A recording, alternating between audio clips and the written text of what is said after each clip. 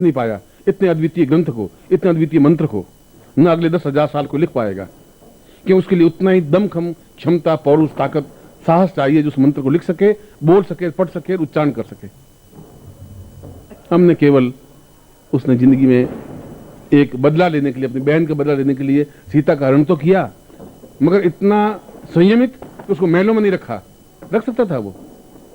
एक बार भी सीता के पास नहीं गया, एक बार भी सीता से आंख नहीं मिलाई, एक बार भी उससे कुछ बात नहीं कही। केवल बदला लेने के लिए उसको अपने अशोक वाटिका में जाकर रख दिया। इतना संयमित व्यक्ति केवल रावण हो सकता है और कोई नहीं हो सकता। बाकी ये तो राजा था, कुछ भी कर सकता था, सीता के साथ कैसा भी दुर्व्यवहार कर सकता था, उसने नहीं किया, गया ही नहीं।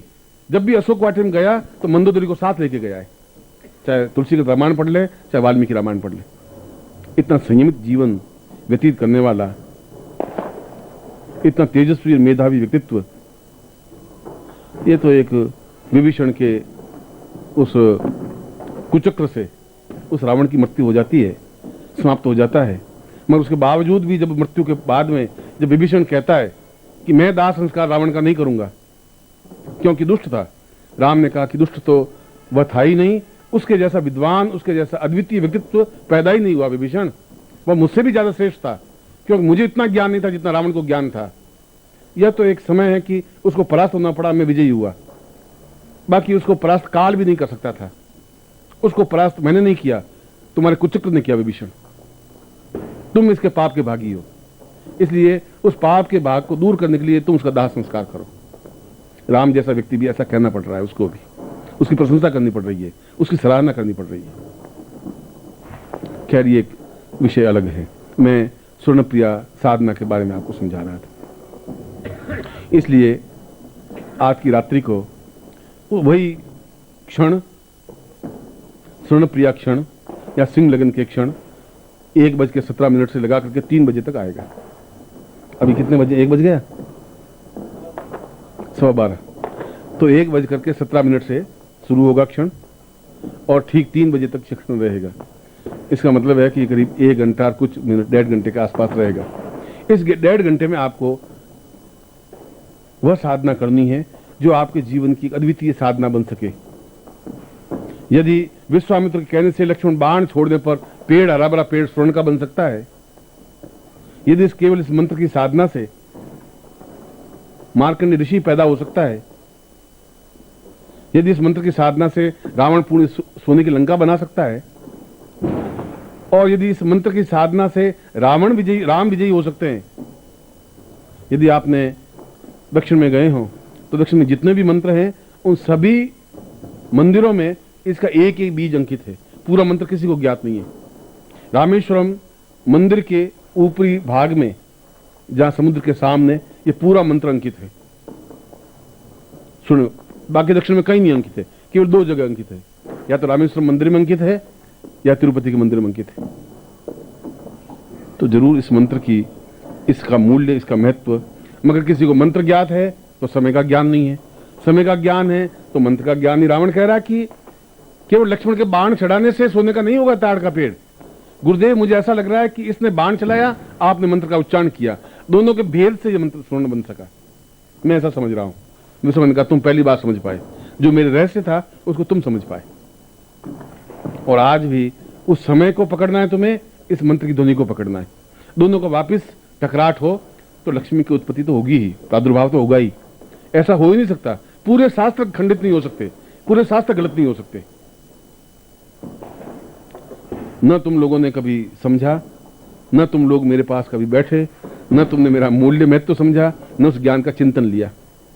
तुम 364 दिन तो घूमते रहे भिक्षा के लिए, नौकरी के लिए, पेट की कमाई के लिए, और 301 दिन मेरे पास आए।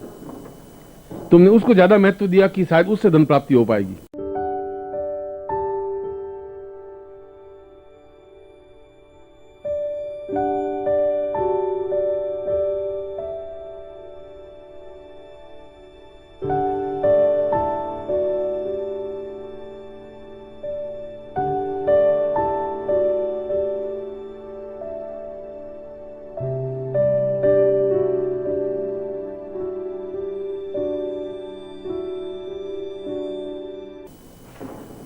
नौकरी करने से या तोल हाथ में, डंडा हाथ में लेने से उससे लक्ष्मी प्राप्ति नहीं हो सकती। जीवन निर्वाह हो सकता है, और तुम जीवन निर्वाह के अलावा कुछ कर नहीं सके और कर भी नहीं सकते। ये और बता देता हूं, कितना कर सकते हो? 2 लाख, 3 लाख, 4 लाख, 5 लाख, 10 लाख। 10 लाख की आज के युग में कोई वैल्यू न तो उसमें थी, ना आज है, न 10 साल बाद कोई वैल्यू होगी। ऐसा कुछ हो ही नहीं सकता। तुम्हारे 10 लाख में आनंद प्राप्ति नहीं हो सकती, सुख प्राप्ति नहीं हो सकती। तुम्हारे 10 लाख से बहुत निश्चिंत निर्भीक नहीं बन सकता आदमी। तुम्हारे 10 लाख का कोई मूल्य महत्व नहीं है। आनंद के साथ में हम लक्ष्मी को प्राप्त कर सके, इसलिए आपको जो साधना पैकेट दिया है उसमें पारद लक्ष्मी भी दी है।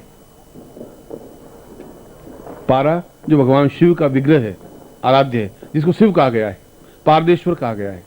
पारा तो अपने आप में चंचल है, लक्ष्मी भी अपने आप में चंचल है। अगर पारद को बांधा है तो बांध करके लक्ष्मी की स्थापना की है। ये पूरे पारे से निर्मित है, अपने आप में मूल्यवान, महत्वपूर्ण है, और बाकी इसके साथ इसके आयुध हैं।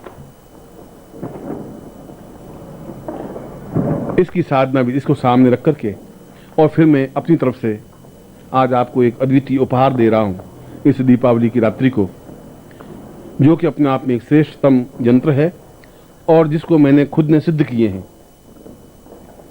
और सिद्ध करने के बाद में उस यंत्र को भी मैं आपको दे रहा हूं, जिससे कि आप उसके सामने उस यंत्र को एहसास कर सके।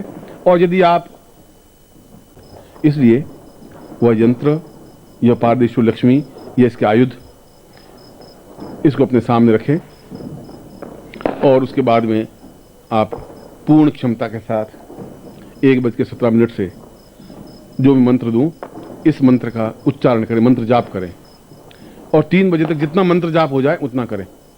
माला की इसमें जरूरत नहीं, गणना की भी जरूरत नहीं कि 1 माला हो या 5 माला हो या 3 माला हो या 2 माला हो, पर जो भी करें शुद्धता के साथ करें। शुद्धता का मतलब पूर्ण उच्चारण हो, सही उच्चारण हो, यह बहुत जरूरी है।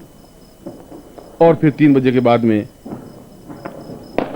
आरती करें, निर्मोही आरती करवाएगा आपको, लक्ष्मी की आरती। और उसके बाद अपने घर में जाकर के किसी एक पात्र में